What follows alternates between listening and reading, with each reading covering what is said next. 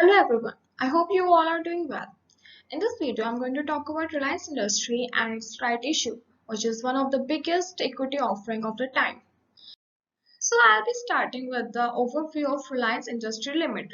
Reliance Industries Ltd has businesses ranged from petrol refining, oil and chemical, and telecommunication, retail, and many other businesses. Its current CEO is Mr. Mukesh Ambani since 2002. He, along with his wife, Mrs. Nita Ambani, has been the board of directors of Reliance Industries Limited.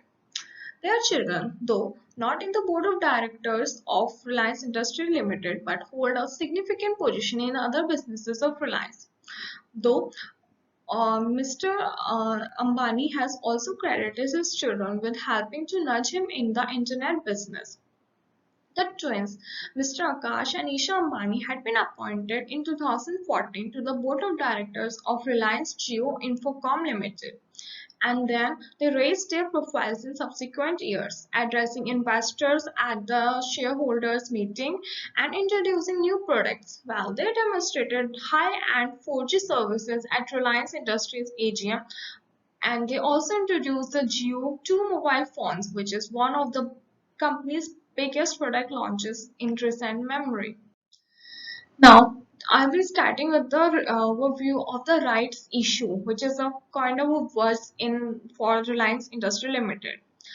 So, Mr. Mukesh Ambani on April 30 announced fundraising of rupees 53,125 crore through right issue by way of 1 for 15 shares, in which the company will offer the shares at a price 1,257 crore, which is a 14.8% discount from the current market price. I'll be explaining the process of how the money will be paid by the shareholders on application and subsequent calls. On application, which is due in May, the investor will pay rupees 314.25 per rights equity share, which constitutes 25% of the issue price.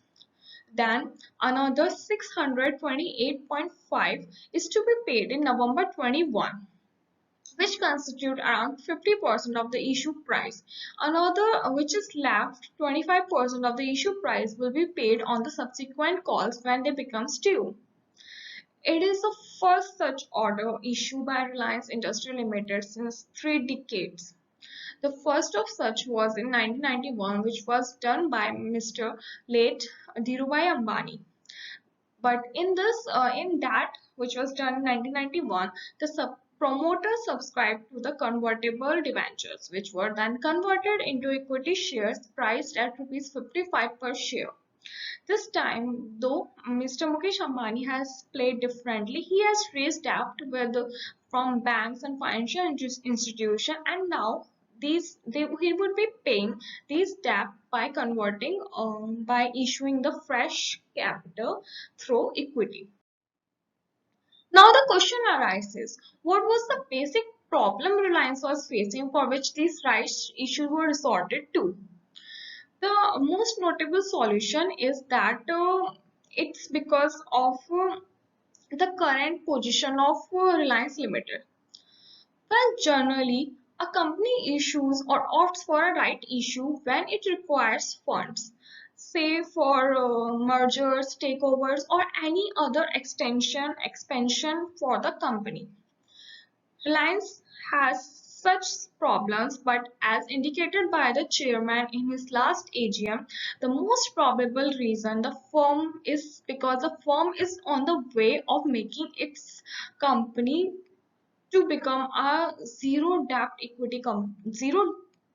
company, means all equity company, and this objective is to be fulfilled by March 2021.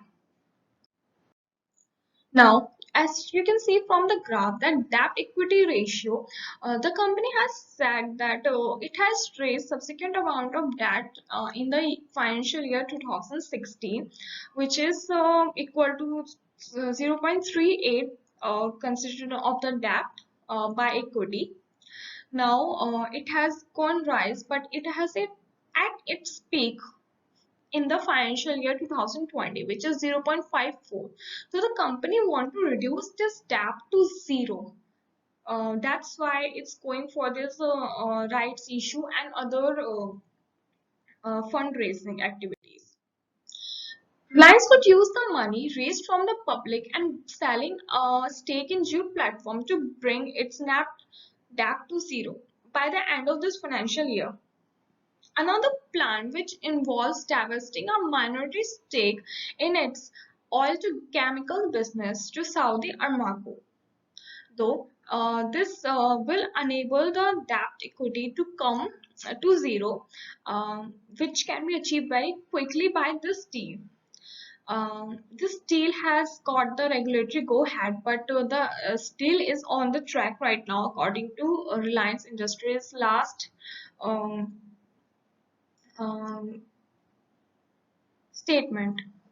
So there is also one another aim for Reliance Industry, which is to foster the repositioning of the once energy-focused giant to a consumer and technology-driven company through its geo and retail platform. By geo, it wants to become a digitally technology driven company, and by retail platform, it wants to become a consumer driven company. So it's basically its focus, it wants to change its focus.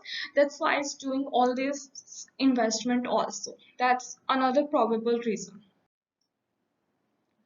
Now, it has also said that if the company is not able to get the rights issue by the shareholders, if because it's not an obligation to shareholders to subscribe to the rights issue, it's just their right. If they want to, they can subscribe, or if they don't want to, the company cannot force them to subscribe to its rights issue. So if the company is not able to subscribe to its rights to get the fundraising to its rights issue, it is being said by the company that promoters by way of letters has confirmed that they would subscribe to the unsubscribed shares of the right entitlement. So if anybody is wondering where the money would come from, then it is been very much clear that Mr. Mukesh Ambani holds 50% of the shares of Jio, which amounts to 4.65 crores, 65 lakh crores at current Reliance share price. So it can be used this money to pay for the rights issue if the shareholders does not subscribe to its issue. Now, how would the balance sheet of Jio Infocom and Reliance change subsequent to this rights issue? That's a very relevant question that we should focus on. So at the end of March 2020, Reliance outstanding shares amount to 3.3, outstanding debt stood at 3.3 lakh crores, and its cash in hand stood at 1.6 lakh crores, 1.7 lakh crores. So its net debt equals to 1.6 lakh crores. So in refer to bring down Reliance has sold its stake in Geo platforms on to Facebook, Silver Lake, Visa, and General Atlantic, bringing in totaling of 67,194 crores. Well, out of the net proceeds, three-fourths will be used to repay either fully or partially its commercial paper, which amounts to 16,350 crores, and its non-convertible debenture, which amounts to 36,213 crores. So after paying all these, the balance sheet of Reliance would be seemingly to be free of these commercial paper and non-convertible debentures. So it's basically its debt would be reduced by way of equity. Or if Reliance chooses to use the cash in hand, then its cash in hand would be reduced and alongside its debt would be reduced.